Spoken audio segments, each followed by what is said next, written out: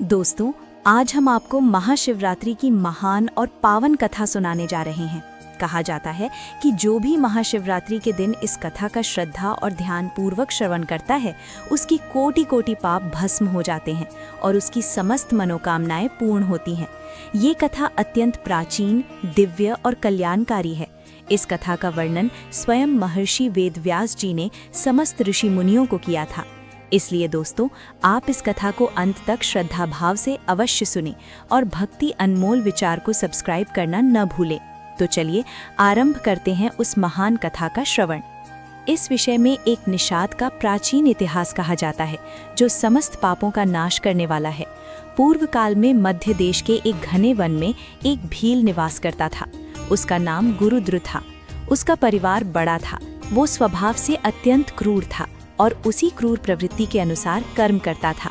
वो प्रतिदिन वन में जाकर मृगों तथा अन्य पशुओं का वध करता और अवसर मिलने पर चोरी भी किया करता था।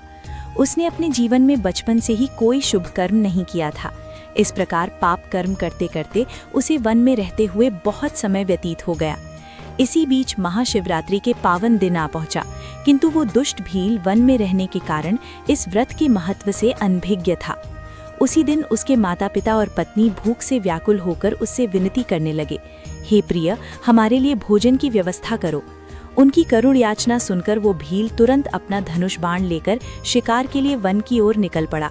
उस दिन उसने पूरे दिन शिकार की खोज की, परंतु न उसे कोई हिरन दिखाई दिया और न ही कोई खरगोश। वो दिन भर धनुष हाथ में लिए भटकता रहा, किंतु उसे भोजन की प्राप्ति न हुई। धीरे धीरे सूर्यास्त का समय हो गया। वो चिंतित होकर सोचने लगा, आज तो मुझे कोई शिकार नहीं मिला। घर पर मेरे छोटे छोटे बच्चे और वृद्ध माता पिता भूख से व्याकुल होकर मेरी राह देख रहे होंगे। उनकी क्या अवस्था हो रही होगी। यदि मैं खाली हाथ लौटा तो वे कैसे जीवित रहेंगे। मुझे किसी भी प्रकार कुछ न कुछ लेकर ही घर लौटना होगा। ऐसा विचार करते करते वो वन के भीतर स्थित एक जलाशय के समीप पहुंच गया। वहां खड़े होकर वो मन ही मन सोचने लगा, निश्चय ही कोई न कोई प्राणी जल पीने के लिए इस तालाब के पास अवश्य आएगा। उसी का वध कर मैं घर ले जाऊंगा। ऐसा निश्चय करके वो पास ही स्थित एक बिल्व के वृक्ष पर चढ़ गया। अपने साथ वो जल से भरा एक लोटा भी ले गया और वृक्ष पर बैठकर प्रतीक्षा करने लगा। उसके मन में यही चिंता थी कि कब कोई प्राणी जल पीने आए और वो उसका शिकार करे। भूख और प्यास से व्याकुल वो भील उसी वृक्ष पर बैठा रहा। रात्रि के प्रथम प्रहर में वहां एक सुंदर हिरनी आई। वो इधर उधर सावधानी से चौकड़ी भरते हुए जलाशय के पास पहुंची। उसे देखकर भील अत्यंत प्रसन्न हुआ और तुरंत उसे मारने के लिए धनुष पर बाण चढ़ाया। जैसे ही उसने धनुष खींचा, उसके हाथ के झटके से पास रखा जल से भरा लोटा हिल गया और उसमें से थोड़ा सा जल तथा कुछ बिल्व पत्र नीचे गिर पड़े। उस वृक्ष के नीचे एक प्राचीन शिवलिंग स्थापित था। वो जल और बिल्व पत्र सीधे शिवलिंग पर गिर पड़े। इस प्रकार अनजाने में ही उस भील द्वारा प्रथम प्रहर की शिव पूजा संपन्न हो गई। जल और बिल्व पत्र के शिवलिंग पर अर्पित होने से उसके अनेक पाप तत्काल नष्ट होने लगे, यद्यपि उसे इसका ज्ञान भी न था। वृक्ष पर हुई खड़खड़ाहट की ध्वनि से हिरनी सतर्क हो गई। उसने ऊपर देखा तो वो भील तीर कमान साधे बैठा था। उसे इस प्रकार निशाना साधते देखकर हिरनी व्याकुल हो उठी और करुण स्वर में बोली, हे व्याध, कृपया रुक जाओ, मेरा वध मत करो। उस हिरनी की करुण वाणी सुनकर वह भील बोला, हे मृगी, आज मेरे घर के लोग भूखे हैं, इसलिए मैं तुम्हें मारकर उनकी भूख मिटाऊंगा। भील के ये कठोर वचन सुनकर हिरनी अत्यंत दुखी हो गई। वह मन ही मन सोचने लगी, अब मैं क्या करूं, इस व्याध से अपनी रक्षा कैसे करूं। ऐसा विचार कर उसने विनम्र स्वर में कहा, हे भील भाई, यदि मेरे मांस से तुम्हारे परिवार की भूख मिटती है तो तुम अवश्य मेरा शिकार कर लेना, किंतु पहले मेरी एक विनती सुन लो। इस समय मेरे छोटे छोटे बच्चे भूखे हैं। मैं अंतिम बार उनके दर्शन करना चाहती हूँ। उन्हें अपनी बहन और अपने स्वामी को सौंपकर शीघ्र ही तुम्हारे पास लौट आऊंगी। हे व्याध, मेरी बात को असत्य मत समझना, मैं अवश्य लौटूंगी, इसमें तनिक भी संशय मत करना, क्योंकि सत्य पर ही यह पृथ्वी टिकी हुई है। सत्य के कारण ही समुद्र अपनी मर्यादा में स्थित है, अतः मैं सत्य का पालन अवश्य करूंगी। हिरनी के इस प्रकार कहने पर भी भील का हृदय तुरंत नहीं पिघला। उसने पुनः उस पर बाण तान दिया। तब वह हिरनी अत्यंत भयभीत होकर फिर बोली, हे व्याध, सुनो, मैं तुम्हारी समक्ष शपथ लेती हूँ कि मैं अवश्य लौट कर आऊंगी, यदि मैं न आऊं तो जो पाप ब्राह्मण को वेद बेचने से लगता है, जो पाप पति का अपमान करने वाली और व्यभिचारिणी स्त्री को लगता है, जो पाप उपकार न मानने वाले को लगता है, जो पाप भगवान शंकर की पूजा न करने वाले को लगता है, जो पाप छल कपट और विश्वासघात करने वाले को लगता है, वही समस्त पाप मुझे लगे यदि मैं लौटकर न आऊं। इस प्रकार अनेक शपथ लेकर वह हिरनी मौन हो गई। हिरनी के सत्यपूर्ण वचनों से व्याध के हृदय में कुछ विश्वास जागा। वह बोला, हे मृगी, ठीक है, तुम अपने बच्चों से मिल आओ, परंतु शीघ्र लौटना। तब वह हिरनी जल पीकर हर्षपूर्वक अपने बच्चों से मिलने चली गई। इस प्रकार जागते जागते रात्रि का प्रथम प्रहर व्यतीत हो गया। कुछ समय बाद उसी स्थान पर उस हिरनी की बहन उसे खोजते हुए तालाब के पास आ पहुंची। उसे देखते ही भील ने पुनः अपना धनुष उठाया और बाण चढ़ाया। जैसे ही उसने धनुष खींचा, पहली की भांति बिल्वपत्र और जल नीचे स्थित शिवलिंग पर गिर पड़े। इस प्रकार अनजाने में ही दूसरे प्रहर की पूजा भी संपन्न हो गई। वृक्ष पर से हुई आहट सुनकर हिरनी की बहन ने ऊपर देखा। वहां भील को तीर कमान लिए बैठे देखकर वह बोली, हे व्याध, सुनो, मेरी बात सुनो। मैं धन्य हूँ, मेरा जीवन सफल है कि मेरे शरीर से किसी की तृप्ति हो सकती है, परंतु अभी मुझे मत मारो। घर पर मेरे भी छोटे छोटे बच्चे हैं, कृपा कर मुझे एक बार जाने दो। मैं अपने बच्चों को अपनी बहन और स्वामी के पास सौंपकर तुरंत लौट आऊंगी। हे व्याध, मेरी बात को असत्य मत समझना, मैं अवश्य लौटूंगी, इसमें तनिक भी संशय मत करना। जो मनुष्य वचन देकर उसे तोड़ देता है, उसका समस्त पुण्य क्षीण हो जाता है। जो पुरुष अपनी पत्नी को त्याग कर दूसरी स्त्री के पास जाता है, जो भगवान विष्णु का भक्त होकर भी शिवजी की निंदा करता है, जो अपने माता पिता का श्राद्ध नहीं करता, ऐसे लोगों को जो पाप लगता है, वही पाप मुझे लगे यदि मैं वापस न आऊं। उस मृगी के सत्य और दृढ़ वचनों को सुनकर भील के हृदय में दया उत्पन्न हुई। वह बोला, ठीक है, तुम भी जाओ और शीघ्र लौट आना। तब वह दूसरी मृगी भी जल पीकर अपने बच्चों से मिलने चली गई। इस प्रकार जागते जागते रात्रि का दूसरा प्रहर भी व्यतीत हो गया। अब रात्रि का तृतीय प्रहर आरंभ हुआ। वह भील उन दोनों हिरनियों के लौटने की प्रतीक्षा करने लगा, किंतु अभी तक उनमें से कोई भी वापस नहीं आई थी। कुछ समय पश्चात उसने देखा कि उसी मार्ग से एक बलवान और पुष्ट हिरण चला आ रहा है। उसे देखते ही भील अत्यंत प्रसन्न हुआ। उसने तुरंत अपने धनुष पर बाण चढ़ाया और निशाना साधा। जैसे ही उसने धनुष खींचा, फिर से उसके हाथ के कंपन से थोड़ा सा जल और बिल्व पत्र नीचे स्थित शिवलिंग पर गिर पड़े। इस प्रकार भगवान शिव की तृतीय प्रहर की पूजा भी अनजाने में संपन्न हो गई। वृक्ष के पत्तों की सरसराहट सुनकर उस हिरण ने ऊपर देखा।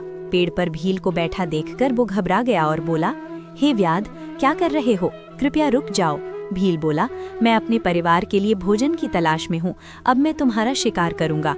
ये सुनकर हिरण बोला, हे व्याध भाई, यदि तुमने यहाँ आई हुई मेरी दोनों पत्नियों को मार डाला है तो बिना विलंब मेरे भी प्राण ले लो, क्योंकि उनके बिना मैं जीवित नहीं रह सकता। जैसे तुम्हारे लिए तुम्हारा परिवार महत्वपूर्ण है, वैसे ही मेरा परिवार भी मुझे अत्यंत प्रिय है। यदि तुमने उन्हें जीवन दान दिया है तो मुझे भी थोड़े समय के लिए जाने दो, मैं अपनी पत्नियों से मिलकर अवश्य लौट आऊंगा। हिरण की ऐसी सत्यपूर्ण वाणी सुनकर भील को बड़ा आश्चर्य हुआ। उसके मन में रात्रि भर की सारी घटनाएं घूमने लगी। वो बोला, हे मृग, तुमसे पहले तुम्हारी दोनों पत्नियां यहाँ आई थीं। वे भी इसी प्रकार वचन देकर गई हैं, पर अभी तक लौटकर नहीं आईं। अब तुम भी अपने प्राणों के भय से झूठ बोलकर चले जाओगे और फिर कभी नहीं आओगे, तब मैं किसका शिकार करूंगा? मेरा परिवार तो भूखा ही मर जाएगा। तब हिरण शांत स्वर में बोला, हे व्याध भाई, मेरी बात ध्यान से सुनो। मुझ में असत्य का लेश भी नहीं है। ये समस्त चराचर जगत सत्य पर ही टिका है। जिसके वचन असत्य होते हैं, उसका पुण्य उसी क्षण नष्ट हो जाता है। इसलिए मेरी प्रार्थना स्वीकार करो। यदि मैं लौट कर ना आऊं तो शिवरात्रि के दिन भोजन और मैथुन करने से जो पाप लगता है, झूठी गवाही देने से जो पाप लगता है, दूसरों का धन हड़पने से जो पाप लगता है, वही पाप मुझे लगे यदि मैं वापस ना आऊं। हिरण के दृढ़ और धर्मयुक्त वचनों को सुनकर भील बोला, हे मृग, ठीक है, तुम जाओ, अपनी पत्नियों से मिलकर शीघ्र लौट आना। ये कहकर हिरण भी अपने घर की ओर चला गया। अब वो हिरण और उसकी दोनों पत्नियां तीनों ही प्रतिज्ञाबद्ध हो चुके थे। घर पहुंचकर वे आपस में विचार करने लगे। सबसे पहले पहली हिरनी बोली, हे स्वामी, आपके बिना हमारे बच्चे कैसे जीवित रहेंगे? सबसे पहले मैंने ही व्याध को वचन दिया था, इसलिए केवल मुझे ही उसके पास जाना चाहिए। आप और मेरी बहन यहीं रहें। उसकी बात सुनकर दूसरी हिरनी बोली, हे बहन, मैं तुम्हारी सेविका समान हूँ, इसलिए आज मुझे ही उस व्याध के पास जाना चाहिए। तुम यहीं रहो। उन दोनों की बातें सुनकर हिरण बोला, हे प्रिय, तुम दोनों यहीं रहो और बच्चों का पालन पोषण करो। माता के समान बच्चों की रक्षा कोई नहीं कर सकता। बच्चों को माता के दूध की भी आवश्यकता होती है, अतः केवल मुझे ही उस व्याध के पास जाना चाहिए। परंतु दोनों हिरनियों ने अपने पति की बात स्वीकार नहीं की। वे बोली, हे स्वामी, पति के बिना स्त्री का जीवन व्यर्थ है, इसलिए हम भी आपके साथ चलेंगी। अंततः वे तीनों अपने बच्चों को स्नेहपूर्वक समझाकर उन्हें पड़ोसियों के संरक्षण में सौंपकर व्याध के पास जाने के लिए चल पड़े। उन्हें जाते देख उनके छोटे छोटे बच्चे भी उनके पीछे पीछे चलने लगे। उधर वो भील उसी बेल वृक्ष पर बैठा उनकी प्रतीक्षा कर रहा था।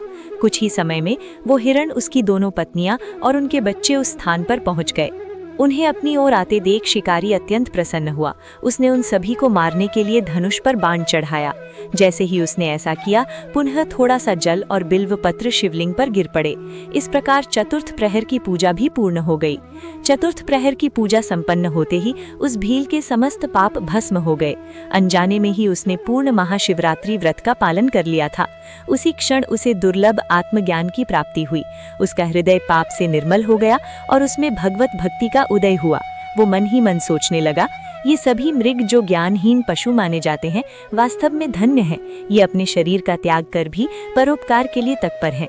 ये सत्य के पालन में अडिग हैं, किंतु मैं महापापी हूँ। मैंने प्रतिदिन अनेक पाप करके अपने परिवार का पालन किया है।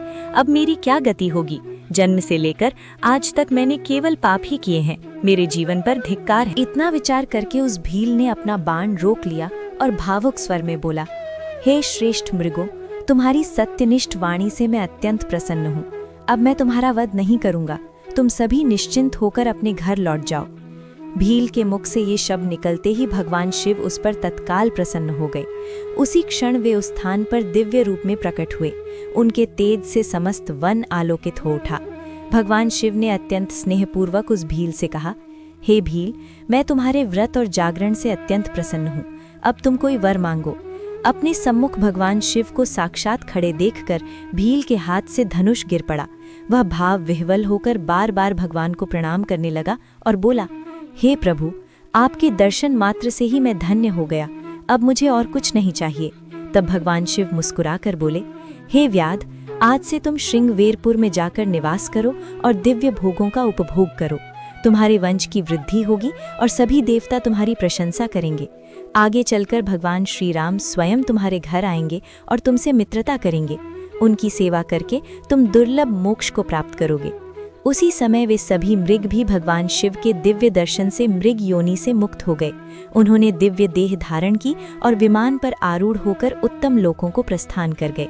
तभी से वह स्थान और वह पर्वत व्याधेश्वर नाम से प्रसिद्ध हुआ, जहाँ भगवान शिव स्वयं विराजमान हुए। जो भी वहाँ श्रद्धा से दर्शन और पूजन करता है, उसे भोग और मोक्ष दोनों की प्राप्ति होती है। इस प्रकार अनजाने में ही महाशिवरात्रि का व्रत करने से उस पापी भील को भगवान शिव की असीम कृपा प्राप्त हुई। समस्त शास्त्रों में महाशिवरात्रि के व्रत को सर्वोत्तम और महापुण्यदायक कहा गया है। तो दोस्तों, इस प्रकार मैंने आप सभी को महाशिवरात्रि व्रत का महात्म्य सुनाया। आप सभी का हृदय से धन्यवाद कि आपने इस पावन कथा को अंत तक सुना। कृपया कमेंट करके अवश्य बताइए कि आपको ये कथा कैसी लगी। यदि जानकारी अच्छी लगी हो तो वीडियो को लाइक करें और भक्ति अनमोल विचार को सब्सक्राइब अवश्य करें।